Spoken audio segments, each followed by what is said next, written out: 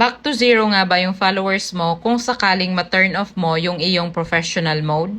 Yan po yung tanong na sasagutin natin ngayon. Para po ito sa mga gumagamit ng kanilang personal account dito sa Facebook. Halimbawa po, meron kang 20k followers at meron kang 5,000 friends. Total of 25,000 followers silang lahat.